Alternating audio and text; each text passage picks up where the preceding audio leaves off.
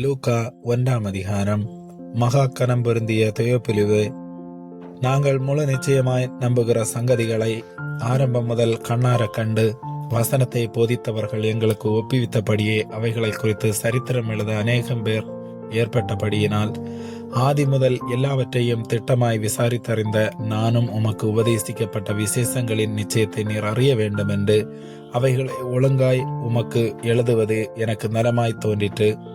யூதேயா தேசத்தின் ராஜாவாகிய ஏரோதின் நாட்களில் அபியா என்னும் ஆசாரிய வகுப்பில் சகரியா என்னும் பெயர் கொண்ட ஆசாரியன் ஒருவன் இருந்தான்.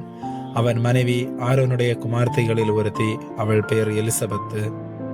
அவர்கள் இருவரும் கர்த்தரிட்ட சகல கற்பனைகளின்படியேயும் நியமங்களின்படியேயும் குற்றமற்றவர்களாய் நடந்து தேவனுக்கு முன்பாக நீதியுள்ளவர்களாயிருந்தார்கள்.